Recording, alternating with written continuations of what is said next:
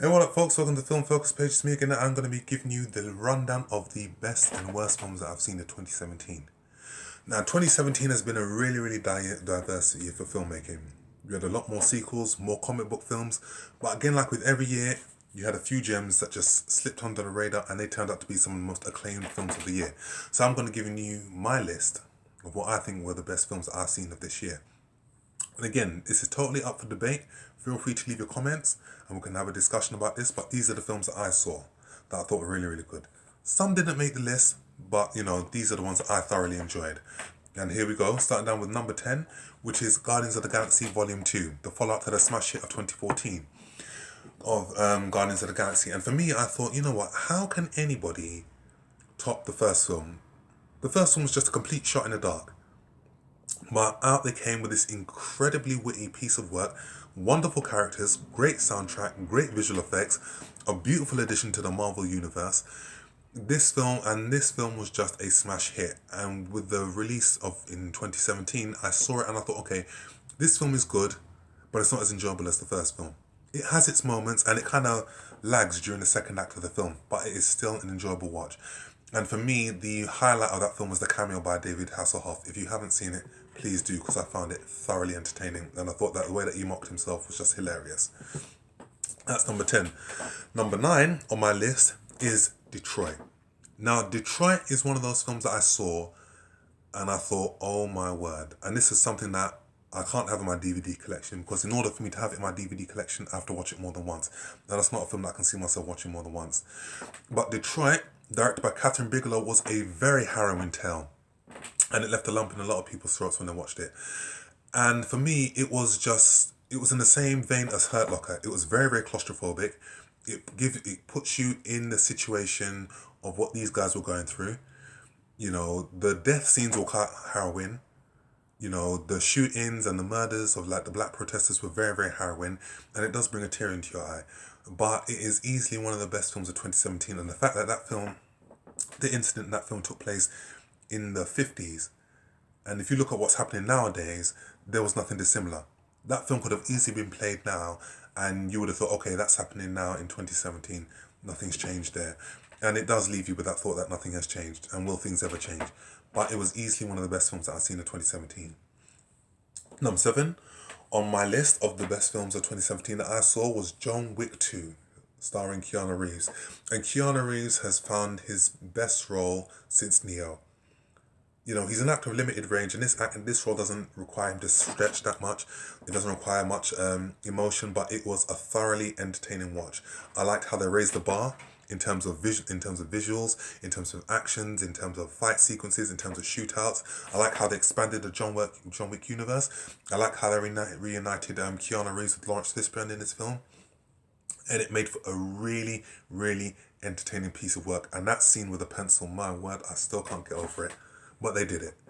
And it was a thoroughly entertaining film. I like the way that they ended the film on on him running, and I can't wait to see what they're going to do with part 3. And I really do have a soft spot for John Wick 2, because that was the very first film that I reviewed all the way back in June. So, can't wait to see what they're going to do with John Wick 3.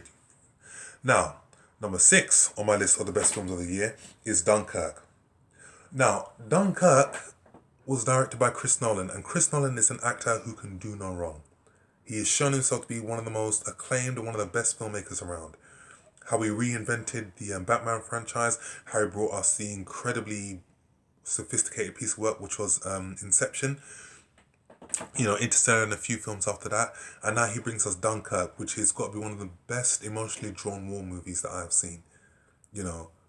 Saving Private Ryan is the standard, but this film was just so beautifully acted, beautifully scripted, and beautifully directed. There's very little visual effects in this film. Great action sequences. Great emotional depth from this film. It's not the standard Hollywood war movie. It just takes you into the lives of these soldiers, what they're going through. And it is easily his shortest film today, at an hour and 40 minutes. But it was thoroughly entertaining, and I can see that film getting a few Academy Awards in the near future. And the musical score between Hans Zimmer was just excellent, as always. Sound effects, visual effects, on point. Now, the next film, number 5 on my list, is Hidden Figures, which tells the true story are three black females who work at NASA and their participation in helping launch satellites into the moon. Now, this film stars Taraji P. Henson, Octavia Spencer, and Kevin Costner, and for me, this was a real crowd pleaser. And the fact it was based on a true story as well, which was what made it all the more entertaining. But I thoroughly enjoyed it. I liked the musical score, I liked the acting, I liked the direction. You know, there were elements where the racism was subtle, but it still conveyed the point about what was going on in those times. And for me, that film was easily one of the best films that I've seen. And easily one that I had to have in my DVD collection because it was that good and that empowering.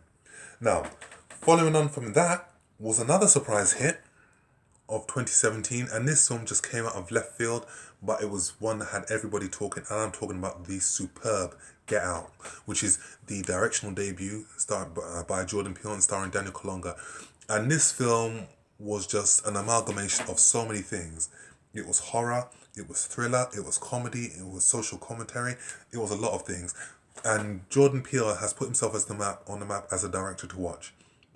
And this guy is more known for doing comedy films, but he just brought out this superb piece of work. And it just got you gripped from the get-go.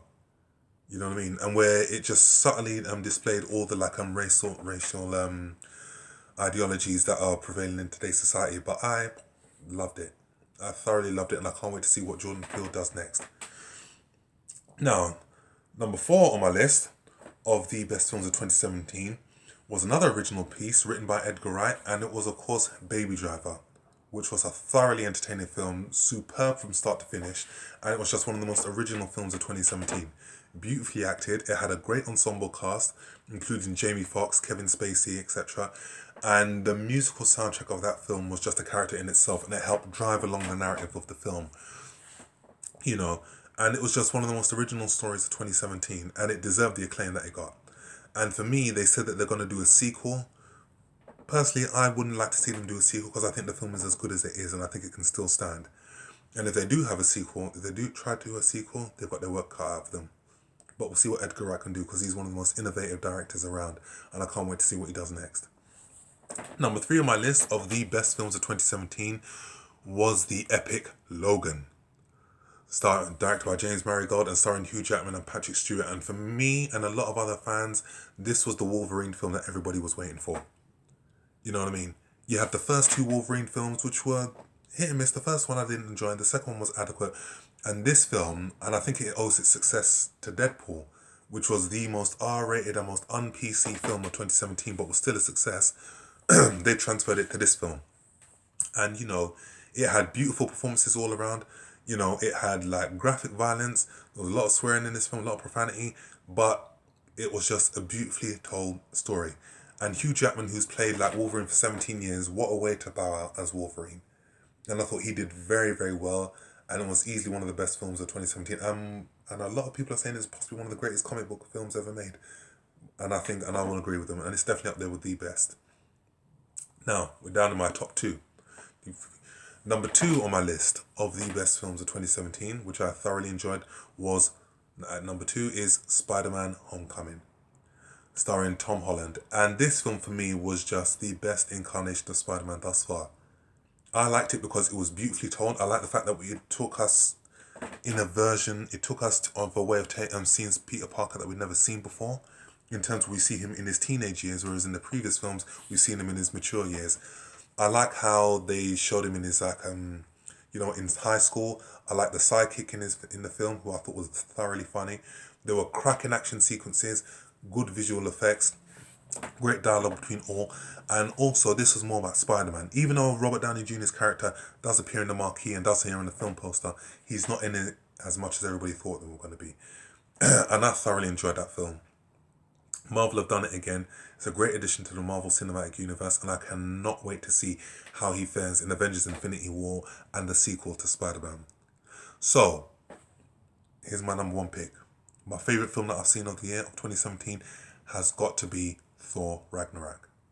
That's right, some people may say, you put these films ahead of Dunkirk, but no, Thor Ragnarok for me was my favourite film of the year. Easily because it was the funniest film out of the year. It was the most entertaining, it was the most enjoyable, and it was a film that just came out of left field. They brought a new director into the film who injected a lot of life into this film, a lot of colour, a lot of comedy, and a lot of visual effects. I like how they introduced new characters. The gorgeous Tessa Thompson was in this film again. I like how Mark Ruffalo was in this film again. And Chris Hemsworth showed himself to be a very, very charismatic comedy actor. And comedy is a very difficult thing to nail, but he nailed it in abundance. And that film, all the jokes were on point. Jeff Goldblum was on point. All the jokes hit their mark. It was a beautiful addition to the Marvel Cinematic Universe. And I really can't wait to see Black Panther and see how this film interlinks with the next film. But for me, that was one of my favourite films of the year.